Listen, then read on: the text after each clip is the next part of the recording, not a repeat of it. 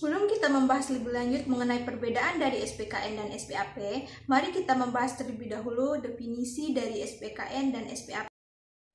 Kedua standar ini merupakan standar profesional yang digunakan untuk memperoleh mutu tertinggi dalam pemeriksaan sesuai standar profesional yang telah ditetapkan.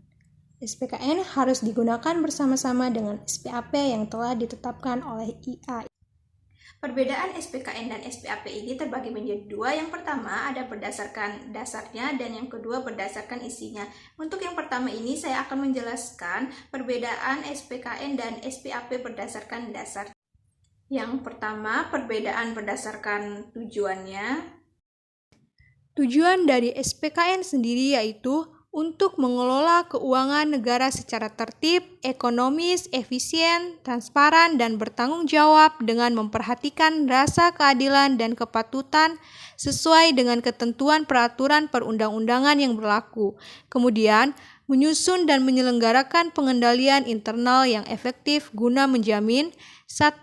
Pencapaian tujuan sebagaimana semestinya. 2. Kepatuhan terhadap ketentuan perundang-undangan.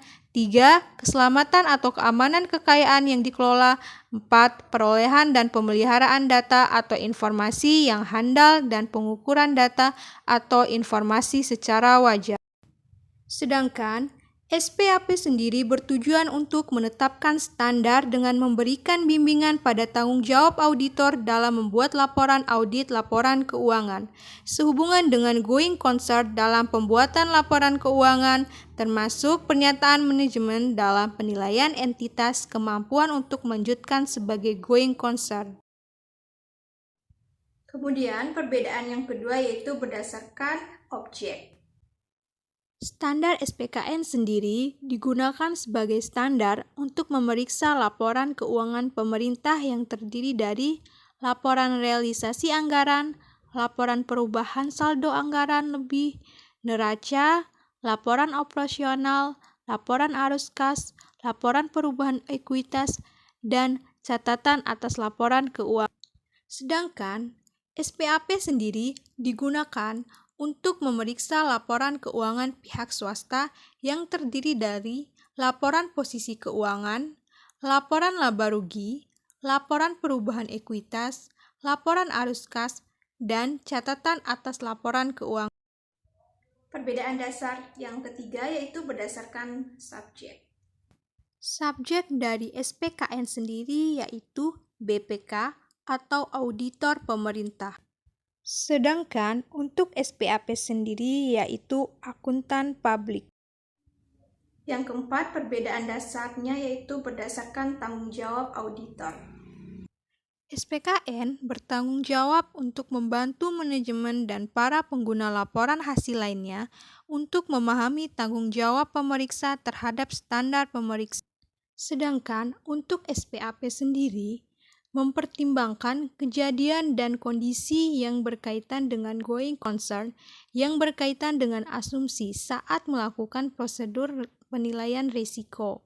Karena ini mungkin lebih tepat waktu disesuaikan dengan manajemen. Dengan cara tinjauan manajemen dan resolusi dari setiap isu-isu kepedulian akan diidentifikasi. Perbedaan dasar yang kelima yaitu sesuai dengan badan yang membuat. Untuk SPKN sendiri, badan yang membuatnya ialah Badan Standar Pemeriksa Keuangan Negara atau BPK. Sedangkan untuk SPAP, yaitu Dewan Standar Profesional Akuntan Publik Institut Akuntan Publik Indonesia. Dan untuk perbedaan dasar yang terakhir yaitu berdasarkan karakter pemeriksaan BPK. Pada SPKN, karakter ini adalah keharusan pemeriksa BPK untuk merancang prosedur pemeriksaan terhadap kepatuhan yang terkait dengan pemeriksaan yang dilakukan dan waspada atas penyimpangan lainnya. Selain perbedaan yang disampaikan di atas, ada juga perbedaan dalam isi SPAP dan SPKN. Perbedaan ini disampaikan dalam bentuk pernyataan standar pemeriksa atau disingkat PSP. Yang pertama ada PSP mengenai perbedaan standar umum yang dikelompokkan menjadi beberapa kriteria. Pertama ada kompetensi. Dalam SPAP, auditor lebih ditekankan pada kemampuan auditor dalam pelaksanaan tugas, sedangkan dalam standar umum, auditor ditekankan paling tidak memiliki pendidikan formal tentang audit dan akuntansi. Tanggung jawab organisasi pemeriksaan dalam memastikan personil berkualitas dalam pelaksanaan tugas menurut SPKN lebih ditekankan, dan SPKN lebih detail dalam menjabarkan mengenai kecakapan profesional, termasuk dalam jenjang persyaratan pendidikan berkelanjutan yang harus ditempuh oleh auditor pemerintah, di mana salah satunya menuliskan setiap 2 tahun harus menyelesaikan paling tidak 80 jam pendidikan yang secara langsung meningkatkan kecakapan profesional pemeriksa untuk melaksanakan pemeriksaan. Kriteria yang kedua ada independensi. Pada dasarnya, untuk sikap mental independensi mutlak diperlukan oleh auditor dan hal itu dinyatakan dalam masing-masing pernyataan, baik dalam SPKN maupun pernyataan standar auditing, sehingga pernyataan ini tidak jauh berbeda dan tetap berintikan pada kata independensi auditor. Independen sendiri secara garis besar yang wajib dimiliki auditor adalah independent in appearance, in fact, and in mind. Hal ini tidak dijabarkan dalam SPKN dan lebih memfokuskan bagaimana gangguan yang mungkin terjadi dalam rangka menggoyang independensi auditor.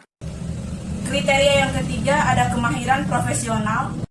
Dua standar ini, baik SPAP maupun SPKN, sama-sama menekankan pada kemahiran profesional, yang di dalamnya juga terdapat salah satunya sikap profesional skeptis, sehingga baik dalam penjabaran maupun pernyataannya sendiri pada dasarnya tidak berbeda jauh. Dan kriteria yang keempat dari PSP standar umum adalah pengendalian mutu.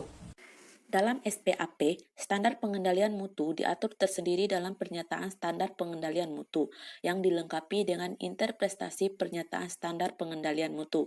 Sedangkan dalam SPKN, standar pemeriksaan harus memiliki standar pengendalian mutu yang memadai dan sistem pengendalian mutu tersebut harus direview oleh pihak lain yang kompeten atau pengendalian mutu ekstern. Selanjutnya ada PSP yang kedua mengenai perbedaan dalam standar pemeriksa keuangan yang dibagi menjadi beberapa kriteria. Yang pertama ada kriteria perencanaan dan supervisi.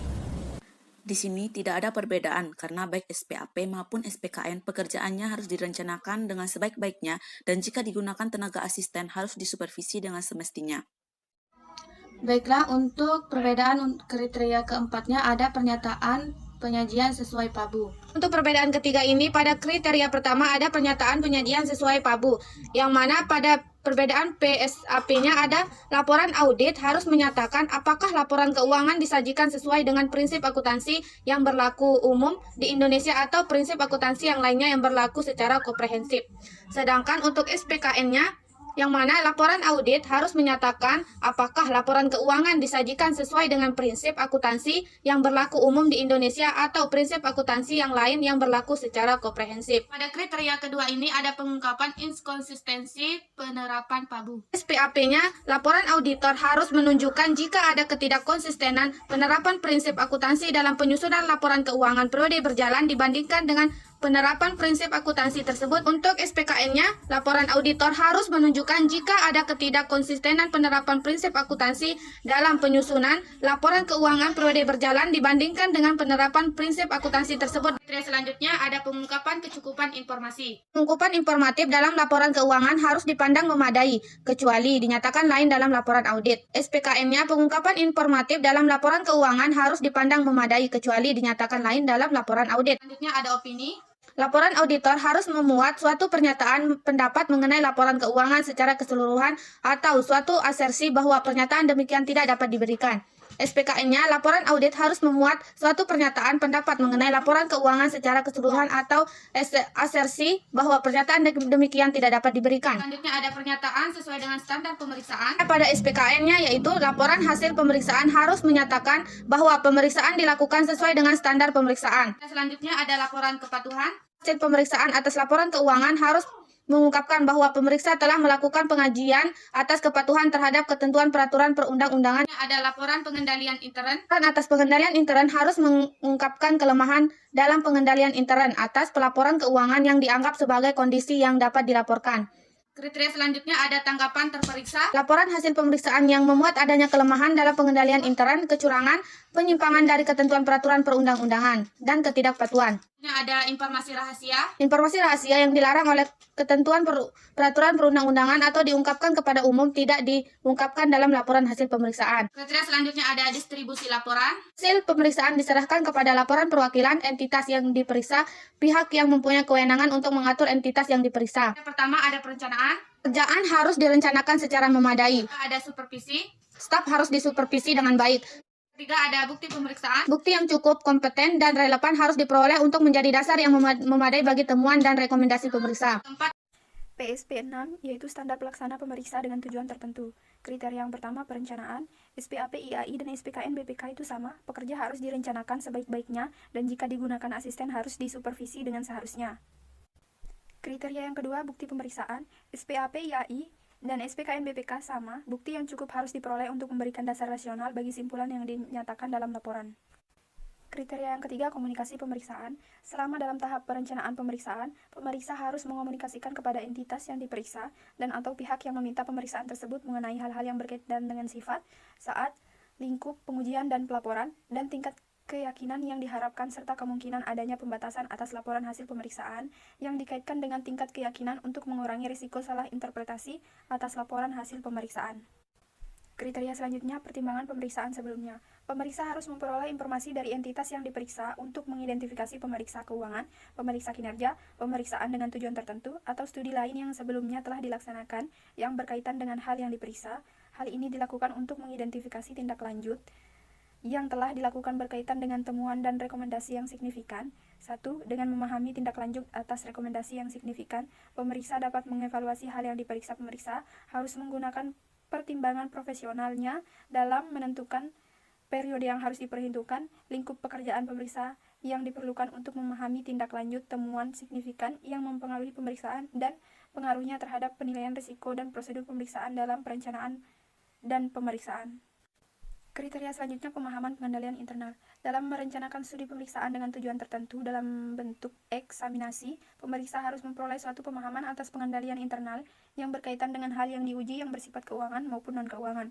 Pengendali internal tersebut terkait dengan efektivitas dan efisien kegiatan, termasuk penggunaan sumber daya entitas, tingkat keandalan pelaporan keuangan, termasuk pelaporan pelaksanaan anggaran dan laporan lain, baik itu internal maupun eksternal, kepatuhan terhadap ketentuan peraturan perundang-undangan, dan pengamanan aktiva.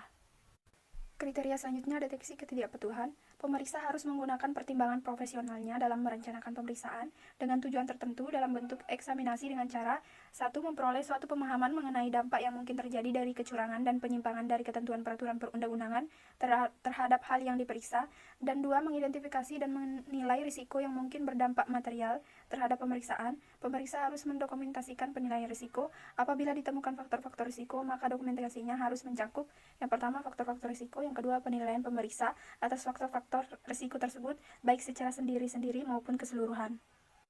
Kriteria yang terakhir itu dokumentasi pemeriksaan. Bentuk dan isi dokumentasi pemeriksaan harus dirancang sedemikian rupa sehingga sesuai dengan kondisi masing-masing pemeriksaan. Informasi yang dimasukkan dalam dokumentasi pemeriksaan menggambarkan catatan penting mengenai pemeriksaan yang dilaksanakan oleh pemeriksa sesuai dengan standar dan simpulan pemeriksa, kualitas, jenis, dan isi dokumentasi pemeriksaan didasarkan atas pertimbangan profesional pemeriksa. PSP selanjutnya yaitu PSP 7, standar pelaporan pemeriksaan dengan tujuan tertentu. Kriteria yang pertama itu pernyataan asersi. SPAP, IAI, dan SPKN BPK itu sama. Laporan harus menyebutkan asersi yang dilaporkan dan menyatakan sifat pemeriksaan atestasi yang bersangkutan. Kriteria yang kedua, simpulan atas asersi. SPAP, IAI, dan SPKN BPK itu sama. Laporan harus menyatakan simpulan praktis mengenai apakah asersi disajikan sesuai dengan standar yang telah ditetapkan atau kriteria yang dinyatakan dipakai sebagai alat ukur. Kriteria yang ketiga, pengungkapan keberatan. SPAP, IAI, dan SPKN BPK sama. Laporan harus menyatakan semua keberatan praktisi yang signifikan tentang perakitan dan penyajian asersi. Kriteria selanjutnya, pengujian berdasarkan kriteria. SPAP, IAI, dan SPKN BPK masih sama. Laporan suatu perikatan untuk mengevaluasi suatu asersi yang disusun berdasarkan kriteria yang disepakati atau berdasarkan suatu perikatan untuk melaksanakan prosedur yang disepakati harus berisi suatu pernyataan tentang keterbatasan pemakaian laporan hanya oleh pihak-pihak yang menyepakati kriteria atau prosedur tersebut.